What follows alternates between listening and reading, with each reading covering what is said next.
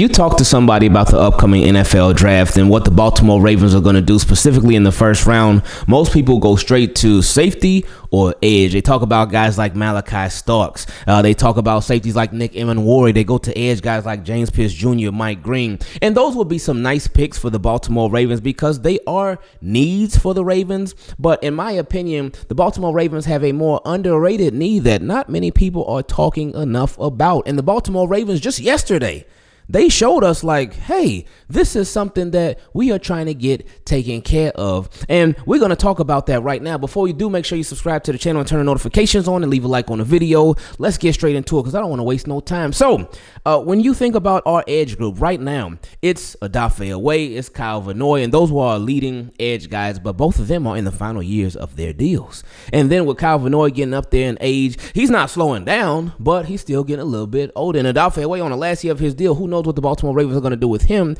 There's a lot of question marks both with them and then with a lot of the guys that are behind them on the depth chart. You got guys like Tavius Robinson, Adisa Isaac, David Ajabo, also in the last year of his deal. So we don't know what's going to be the future of the Baltimore Ravens edge group. And then you go to safety. You got Super Duper Kyle. You know he ain't going nowhere. Ravens going to sign him to a contract extension any day now. Who knows when it's going to be, but we know it's definitely on the way. But then opposite him, you got Ardarius Washington, who is sort of on a 1-year deal, but depending on how things go by April 18th, he could actually not even be a Baltimore Raven anymore if a team signs him to the correct contract offer and the Ravens do not match it. So there's a lot of question marks. And then even beyond those guys, who's going to be sort of that third safety for the Baltimore Ravens and allow Super Duper Kyle to be a lot more free? It's to be determined. But another group where the Baltimore Ravens do have a need, it does remain on the defensive side of the ball, and it's a group that would literally impact every single line of the defense, every single level of the defense, and that's on the defensive line. Last year, our guys on the defensive line were Nnamdi Madubuike, it was Michael Pierce, it was Broderick Washington, it was Travis Jones, it was Brent Urban. So it's like, okay, that's a solid group, and they did their thing last year overall. Sometimes it would get a little bit shaky, but they were a solid group. But now, Michael Pierce, he retired. Brent Urban, he's a free agent. So now your guys that you have left standing are Nnamdi Madubuike, Travis Jones, who's in the last year of his deal, and also Broderick Washington. So what do you do there? What's going to happen there? Because you certainly have some holes to fill. And the Baltimore Ravens, when we found out yesterday that they actually tried to fill one of those holes by bringing back Calais Campbell, somebody who a lot of us envisioned being back with the team last year when he came to that agreement with the Miami Dolphins and their leadership and their ownership that, hey, if we don't make the playoffs, then y'all can release me so I can go to a playoff team. But that obviously didn't happen. But the Ravens were still seriously interested in him because they offered him a contract. They tried to put pen to paper with Calais Campbell, but he declined a contract offer from the Ravens. He declined a contract offer from the Dolphins, and he went with the Arizona Cardinals. But anyway, another story for another day. So with the Baltimore Ravens, and I actually thought this before the whole Calais Campbell thing, but that just solidifies it even more for me. With the Baltimore Ravens, they, in the first round of this draft, I don't think they're going edge. I don't think they're going safety. I actually think they're going defensive line, defensive tackle, specifically the defensive lineman from Oregon, Derek Harmon. The reason I think that they're going with him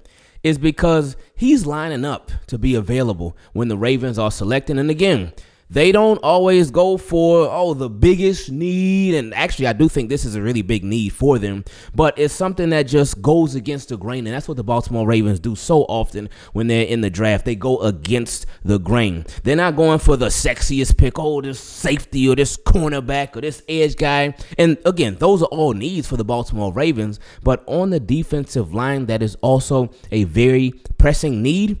But when they pick, it could also end up being best player available. And this is something that they need. This is something that could help them tremendously immediately too.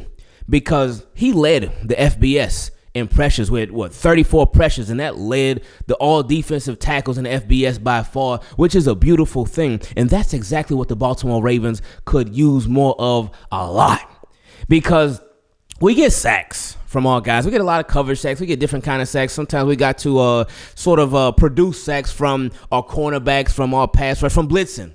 But another way that he could help so much if we could have just a 4-man rush, oh man, remember what that was like when we had a 4-man rush without having us in the house? That'd be a beautiful thing, and he can help give you that because we have Nnamdi Madubuike. It would free him up a lot. We have Travis Jones, and he does so much of the dirty work too. I love Travis Jones. He's a baller. But then you think about our edge guys. It would allow them to get more one-on-one opportunities. And they got to improve on their pass rush win rate for sure. And then you think about how the pass rush, the interior pass rush, how that can just make life easier for everybody in the defensive run game with stopping the run, but also in the pass game as well. Because like we always talk about, if you get pressure from the edge, yeah, a quarterback can step up in the pocket. They can make somebody miss and whatnot, especially these quarterbacks nowadays. They be running like crazy. But if you get pressure right up the middle, even for the most mobile quarterbacks, that is extremely frustrating and aggravating to have to deal with. So with that being said, I do sincerely believe that in the first round of the draft, the Baltimore Ravens are taking Oregon defensive lineman Derek Harmon, because while it is it's a significant need of the Baltimore Ravens, but I feel like it's a very big underrated need because not enough people, in my opinion, are talking about it. And I mean, I saw somebody say the other day, the Philadelphia Eagles, they didn't necessarily give us the blueprint when it comes to winning and building a nice team. They just gave us a nice reminder. And you see how that defensive line is. You see how active they get. Baltimore Ravens need a defensive line that goes crazy, and it starts right there. Now, I'm very, very confident that the Baltimore Ravens are going to make that draft selection. But what I'm even more confident in is that y'all will subscribe to the channel and turn the notifications on, and also leave a like on the video so you can stay up to date with everything going on with our Baltimore Ravens. Now we done reached my favorite part, where we get to feature your questions. Y'all already know how to take part in it, so let's get straight into it. First question came from my guy, Chaz. He said, I think this guy can be a quick fix for our defense, and he's talking about Isaiah Simmons. Now, what's funny, somebody asked about Isaiah Simmons, I think last week or maybe a week and a half ago, and I thought that he was still signed to the Giants, so I didn't think he was a free agent. But then I looked it up, and somebody actually sent it to me too, and he is currently a free agent. And that man is just a freak of nature. Now, for the Baltimore Ravens, where would they place him? Would he be a linebacker? Would he be a safety? He'd probably be a linebacker, just a super athletic linebacker for them. Somebody who could blitz, somebody who you could move around. But anyway, he said, I think this guy could be a quick fix for our defense. I think he would be a nice piece for us, and you can potentially put Ardarius Washington back in the inside or Super Duper Kyle back in the box. Oh, so you want to play him at safety? Ooh, you want to give him that responsibility. He said, I should have just made this a Team Keep It Clean question. 6'4", 230, and can play multiple positions. Sheesh. That sounds like a Raven to me. What are your thoughts? And he said, I'm out. I wouldn't be mad if they got him.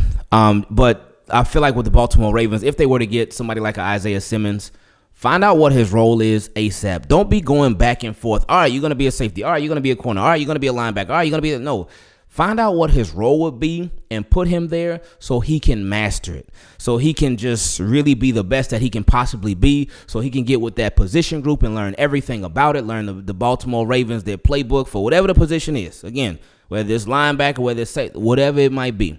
That would be my biggest thing with the Baltimore Ravens. So put him, if you're going to get him, put him somewhere and don't have him flip-flopping. He also said, what's going on, Team Keep It Clean family? I hope everything is going well with everyone on the channel. I thought that we should have Ingraven put on his GM hat for this question, so here it goes. Who would you draft and who would you sign in free agency realistically now? Now, he sent that part on March 25th.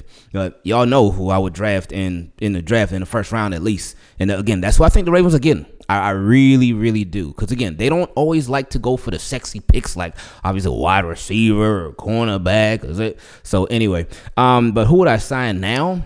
I would sign an interior offensive lineman. That's what I would do. Just somebody, and not just to be a backup like they did with Ben Cleveland. I would sign somebody who had an opportunity to compete for a starting spot. Along with Andrew Voorhees, I would give some competition to Falele, even though I know they ain't going to give no competition to Falele. He's going to be the guy at right guard. So that's what I would do. He said, this should be fun. Just like me running out this gym. Just kidding. I'm out. No, don't run from the gym. Run to it. Nah, I can't be telling nobody to run to the gym because I don't be running to the gym myself. But anyway, I do be going on some walks, which I really, really enjoy. Now, next question came from my guy, BB. He said, what's up, Ingraven? What's up, BB? He said, have you watched any tape or pro day highlights of Desmond Watson? Oh, we were just talking about him in yesterday's video. That's a big boy right there. And I would love if the Ravens got him late in the draft. I would not be mad at it at all. And even if it's just you taking a swing, the whole draft is a swing. Sometimes you're going to have hits, you're going to have home runs, sometimes you're going to have misses. But I would love if they took the chance on him just to see, like, because he's massive. Like, massive. And, I feel like it would be so fun, too. Anyway, he said, bro, this guy is, I should have kept reading. He said, this guy is massive. He said 6'6" and 464 pounds. So big, he has his own zip code. Okay, don't do that, man, like that. He said, Ravens need to be in the mix for this player. Your thoughts? Also, thanks for keeping the positive thoughts throughout the channel. It's been a minute since I sent in a question, but you're appreciated on another level when it comes to Ravens content and positivity. I appreciate that, BB. Thank you, man. For real, I appreciate that a whole lot, man. Thank you, seriously. But yeah, I feel like it would be fun to see. I feel like it could just plug up a couple, like, because again, we lost Michael Pierce and we lost Brent Urban. We lost out on Calais Campbell. Not to say that if you get Derek Harmon and you get Desmond Watson, then those guys could replace it. But it could be a start, and it could be a youth movement. And I'm just thinking about the potential, man. And obviously, you still probably bring in another veteran because you're not going to just rely on rookies and Travis Jones and Broderick. Well, actually, you could because you got some veterans in Nnamdi Madubuike and Travis Jones and Broderick Washington. So, yeah, it will be a mix of veterans and also the youth movement, too. So, that'd be nice. So, you could have a nice rotation. But I would just love for the Baltimore Ravens to get him to just see how he could be, on a professional level athletically, because I just feel like it will be so much fun to watch. Next question came from my guy Alex. He said, hello, Ingraven. First, I want to say bless you and your family. Hope you guys have many more years to come. Appreciate you, Alex. He said, now to get on the topic, how would you feel about us signing Nick Chubb? Oof.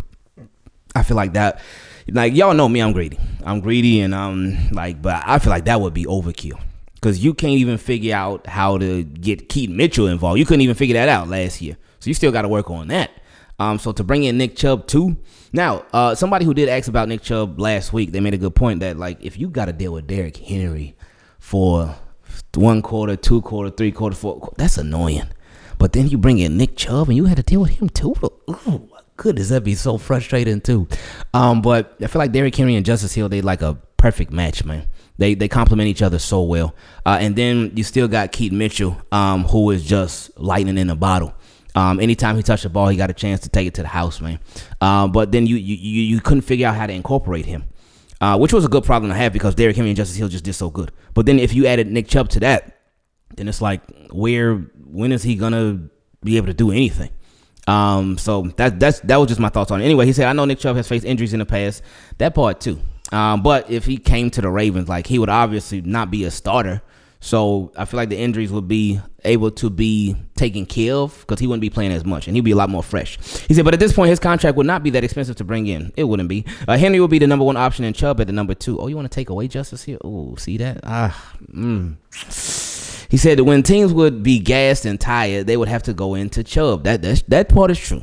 You see, that part is true. He said, I know that we have bigger needs this offseason, but it could be a pickup that could help bolster our backfield. Chubb as a filling in for Henry when he gets tired, and Hill as a long third down receiving back. Okay, so you keeping Hill as a third down back, but you saying that Derrick Henry and Nick Chubb will sort of be on rotation with each other. Okay.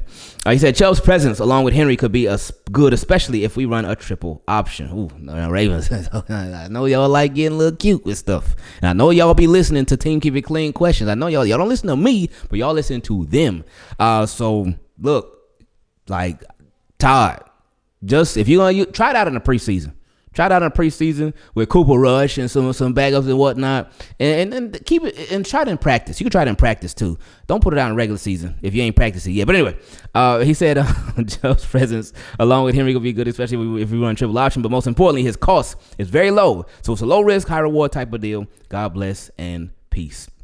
Yeah, that'd be fun with Nick Chubb too, but I just feel like Ravens they could probably struggle finding him a role, even though with what you said, him and Derrick Henry just being on rotation with each other, keeping each other fresh, because Ravens, they love to take out Derrick Henry, so that would actually give them a power back that got some good speed too, that could help fill that role while you keep Justice Hill as a third down back. But then what about Keaton Mitchell?